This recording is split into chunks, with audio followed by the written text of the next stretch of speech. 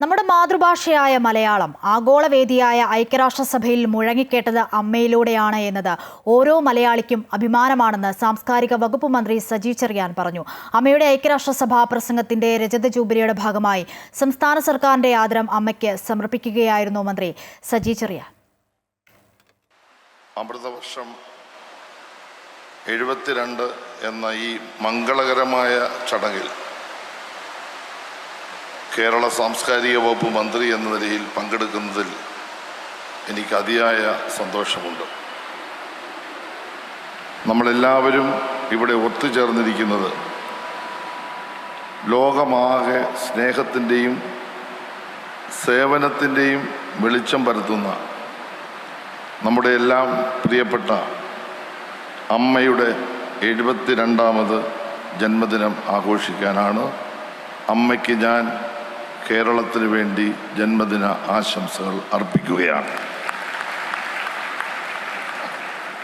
അമ്മയുടെ ജീവിതം ഒരു വ്യക്തിയുടെ മാത്രം കഥയല്ല, അത് കരുണയുടെയും നിസ്വാർത്ഥതയുടെയും സർവലൗകികമായ ഒരു ദർശനമാണ്. ജാതി മത ദേശഭേദമില്ലാതെ ഒരാലിംഗനം കൊണ്ട് ലോകമെമ്പാടുമുള്ള ദശലക്ഷക്കണക്കിന് മനുഷ്യർക്ക് ആശ്വാസവും ധൈര്യവും പകർന്നു നൽകാൻ അമ്മയ്ക്ക് കഴിയുന്നു. ഒരു കാര്യത്തിൽ ഞാനിപ്പോൾ അഭിമാനിക്കുകയാണ്. അമ്മ എല്ലാവർക്കും ആലിംഗനം കൊടുത്തപ്പോൾ എനിക്കും ഒരു ആലിംഗനം തന്നു. പക്ഷെ ആദ്യമായി ഒരാൾ അമ്മയ്ക്ക് തിരിച്ചൊരാലിംഗനം കൊടുത്തത് ഞാനാണെന്ന് പറയുന്നത് എനിക്ക് സന്തോഷമുണ്ട്. വിദ്യാഭ്യാസം, ആരോഗ്യം, ദുരിതാശ്വാസം തുടങ്ങി സമൂഹത്തിൻ്റെ അടിസ്ഥാനപരമായ ആവശ്യങ്ങളിൽ കൈത്താങ്ങാകാൻ അമൃതാനന്ദമയി മഠം നടത്തുന്ന പ്രവർത്തനങ്ങൾ ഏറ്റവും ശ്ലാഘനീയമാണ്. നമ്മുടെ നാടിന് ഒരു മുതൽക്കൂട്ട് തന്നെയാണ്. ഈ പ്രവർത്തനങ്ങളിലൂടെ അമ്മ കേരളത്തിൻ്റെ സാംസ്കാരിക മൂല്യങ്ങളെ ലോകത്തിന് മുന്നിൽ ഉയർത്തിപ്പിടിച്ചിരിക്കുകയാണ്.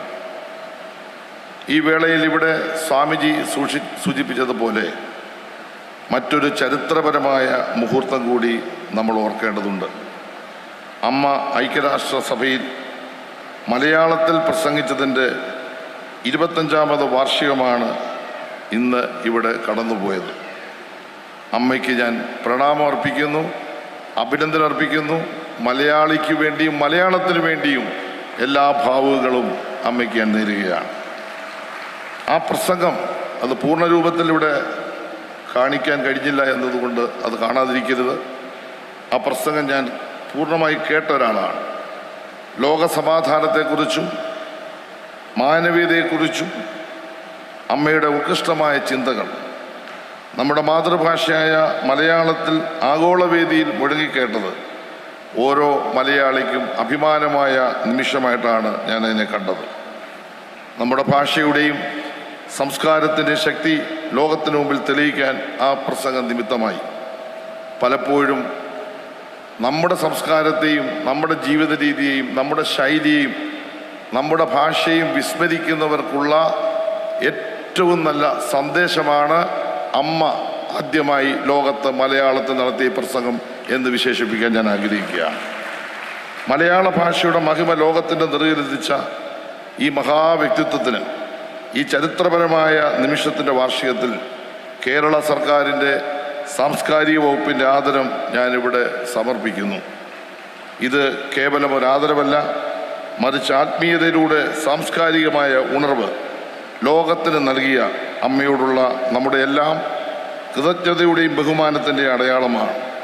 ഈ പരിപാടിയിൽ പങ്കെടുക്കുമ്പോൾ ബഹുമാനായ കേരളത്തിൻ്റെ മുഖ്യമന്ത്രി ശ്രീ പിണറായി വിജയൻ്റെ ആദരവും ആശംസകളും അറിയിക്കാൻ അദ്ദേഹം എന്നെ ചുമതലപ്പെടുത്തി. അത് ഞാൻ അമ്മയ്ക്ക് സമർപ്പിക്കുകയാണ്. മാതാ അമൃതാനന്ദമയിയുടെ 72ാമത് ജന്മദിനം സ്നേഹത്തിൻ്റെയും മാനുഷിക സേവനത്തിൻ്റെയും പാതയിൽ മുന്നോട്ട് പോകാനുള്ള പ്രചോദനമായി മാറട്ടെ എന്ന് ഞാൻ ആശംസിക്കുന്നു. അമ്മയ്ക്ക് എൻ്റെയും കേരള സർക്കാരിൻ്റെയും സാംസ്കാരിക വകുപ്പിൻ്റെയും പേരുള്ള ഹൃദയം നിറഞ്ഞ ജന്മദിനാശംസകൾ